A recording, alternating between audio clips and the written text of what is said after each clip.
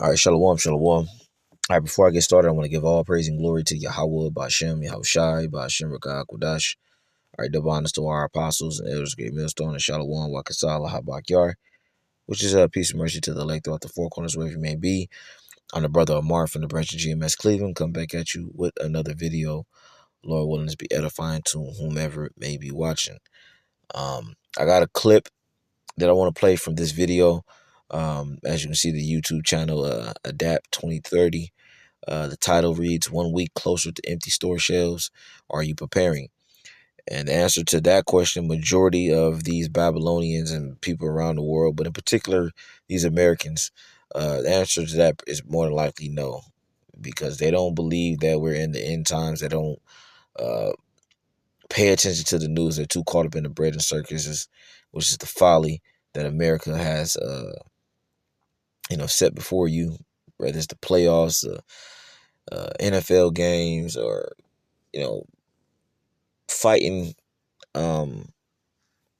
programs that they have on television, wherever that may be, or it can be live entertainment, whatever, amusement parks. They're too caught up in that.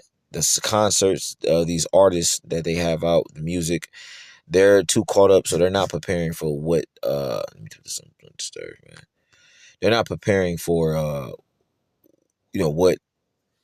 what's really happening and what the prophets have been speaking about for literally decades. I want to play this clip, and then I got a few scriptures. Or guidance for earnings per share or whatever they were looking for, profit or share price or whatever, because they can't even get the parts because a lot of them were manufactured in China. So they're like, stock market doesn't work anymore. And just below that, from the International Monetary Fund, stating that the global economic order is undergoing a major reset. Oh, you mean like this reset? Yeah, it's all planned. I really, not political sense, but I think Trump is here to oversee the bankruptcy proceedings of the United States. If people are inserted, though, they're there for a reason. A lot of the world is going to be reshuffled and reset. You can't value the stock market if you can't get the parts to produce something. Like GM is a perfect example. How do you value that company anymore? They can't get the parts they need, and it'll be sparsely here and sparsely there, and maybe sometimes, like the entire stock market, the way we value it is gone. There's no way to do that. We have to think of an entirely new way to give value to companies. What do you think about the airline companies? Like they were talking air freight, air cargo, airlines themselves, passenger travel. What about shipping? What about manufacturing? All these companies had plants or facilities, factories, whatever you like, fabrication in China. That is halting, and you can see a lot of them moving down to Vietnam, but that's not really good enough. There's huge tariffs down there too coming in. So just the very way that we look at business and the value of a company or a good, or the way it conducts business to derive a stock price, that is now completely changed. So, the rubber meeting the road here. Mike Adams putting out 80% of pharmaceutical ingredients come from China, including the over-the-counter antibiotics and things like aspirin and Benadryl and these kind of antihistamines that you can get. Critical items to stockpile. If you can get the antibiotics, if you can get the ibuprofens, acetaminophen, aspirins, etc., hydrogen peroxide, rubbing alcohols, medical gauze, any types of Band-Aids or tapes and this sort of thing, get it. Another one that not a lot of people are thinking about: toothpaste, shampoos, and razors. I can go about maybe 7 or 8 days and I start to get really itchy and then I need to shave. But think about the one from Spain off the bottom there: batteries, radios, flash lamps, all sold out. People were asking for printed newspapers because they couldn't get anything on digital. They couldn't buy anything. Cash suddenly was in high demand. They were getting premium for cash. All right, so as you can see, he named off a few things that America relies on from China. I believe I had a chart a year ago, just to back up what he's talking about. You just type in Google, U.S. imports, like something along those lines. Things that America relies on from China. Just type in that or something along those lines. But it says what the U.S. buys and sells with China, right? So this is the imports, right?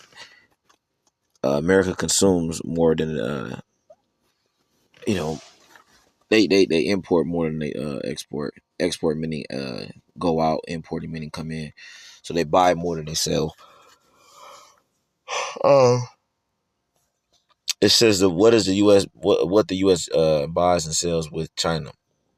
2024 data in billions of dollars, right? So this is imports. What America brings in from China. It says wireless / broadcast, 51.1. All right, I'm pretty sure it's in the billions. All right, if not millions, if not billions. All right. It says computer equipment, machinery, electrical equipment, um, fabricated metal parts, chemicals, dolls, toys, and games, plastic and rubber, appliances, batteries, plastic products, clothing, furniture, auto parts, leather, and related computer chips, or some semiconductors and things of that nature, um, textiles, TV, stereos, cameras, pharmaceuticals, and footwear. Now, he said over 80% of what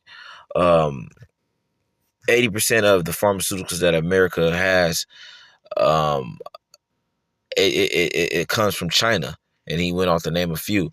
So look, man, with all that being said, with the tariffs, trade wars, and stuff like that America has on not only China but other countries, man, just prepare for a lot of things to go up. Your pockets are about to be hurting more than what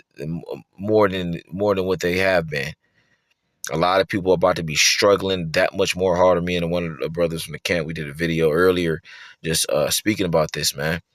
This man is crippling the economy, and he's doing it on purpose. And he said, this guy on the that you see on the screen, he said that he believes that Trump is pretty much somewhere along the lines of watching the let me see if I can bring it back. Let me see. They can't value the stock market if you see proceedings of the United States. Yeah, and like this reset, yeah, it's all planned. I really, not political sense, but I think Trump is here to oversee the bankruptcy proceedings of the United States. If people are inserted, though, they're there for a reason. A lot of the world is going to be reshuffled and reset. You can't value the stock market. Right. Trump has been placed in there to speed up the process of ushering in a new economy, or the way of the economy will be, the way the new economy will be. Like they're trying to do out with the old, in with the new. So anyway, let me get these scriptures, man. And he said a little bit more, but you can watch the whole video when you get a chance. So anyway, this is Ezekiel chapter 3 and 18. Now it's like Ezekiel 3 and 7 and 16 and 17. It says, "Son of man, I have made thee a watchman." Right? What is a watchman? Is a person that keeps watch. We, the prophets, Lord willing, I'm a part of their number along with the Akim that serve with me. We have been made watchmen, starting with the apostles on down, of course.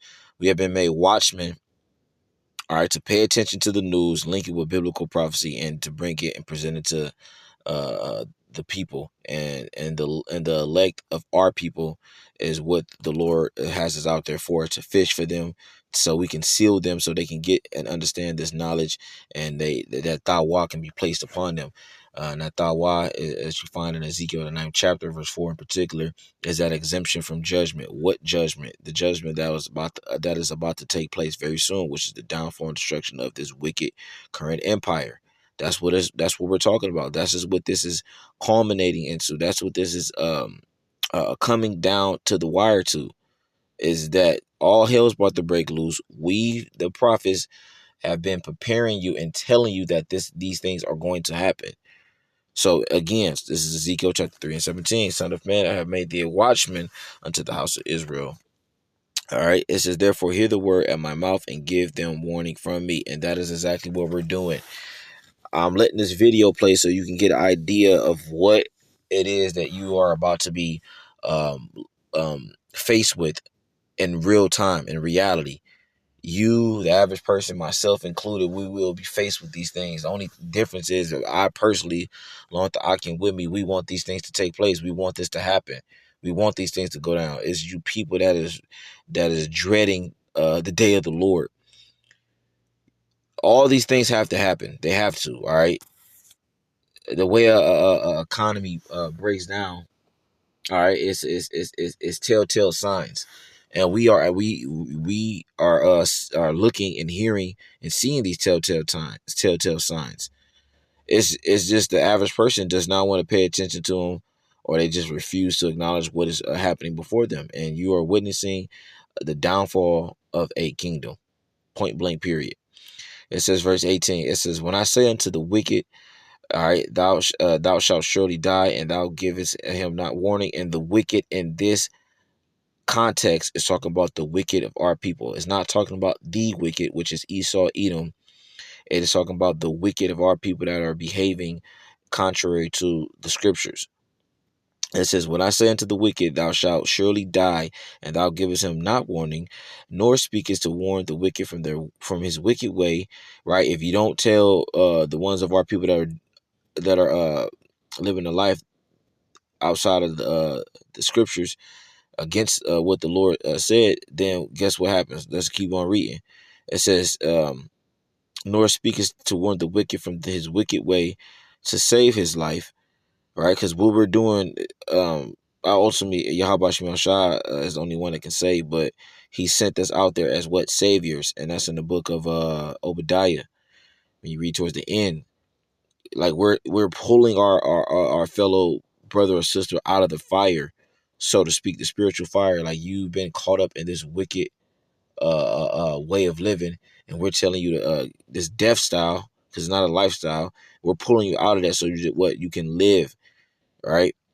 It says, and that's physically too, because this is about life or death. All right, if you don't take heed until Yahweh Shemel Shah, the Lord doesn't give you that covering, guess what? You will perish. You will die on the side. Anyway, it says the same wicked man shall die in his iniquity, but guess what? His blood will I require at thy hand. So if you don't warn them, tell them what it is that's about to happen, the judgment that is about to take place, the Lord will require his blood at your hand. That is why it is very, very important to speak this word and to prophesy and to do what the Lord said. We have to give them warning. We have to tell our people what the fuck is about to take place. And if they don't give heed, guess what? The blood is off our hands. So verse 19, it says, "Yet if thou warn the wicked, and he turn not from his wickedness, nor from his wicked way, he shall die in his iniquity, but thou hast delivered thy soul." So you got the blood off your hands, right? That's pretty much what it's talking about. It says, verse 20 again, "When a righteous man doeth turn from his righteousness and commit iniquity and lay a stumbling block." Let me see.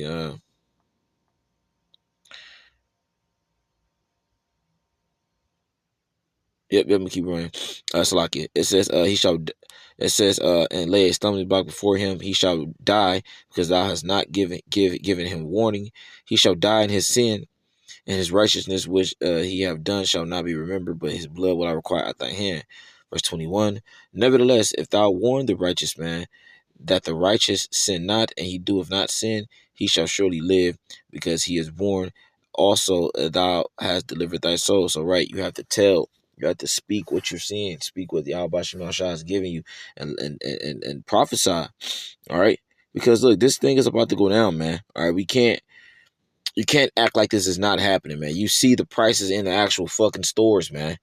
You see, people bugging out. You see spirits hopping on people. You see, um, an earthquakes in diverse places, the wars and rumors of wars. You seeing all this, man. So you, as a believer, you're supposed to say something about it. Especially if you've been called to do the work. If you've been called to prophesy, if the Lord has given you the calling of a prophet to be on the front lines, you got to prophesy, man. Period. Period. All right, let me get these last couple scriptures, man, and I'm out of here. It's book of Luke, chapter 12, verse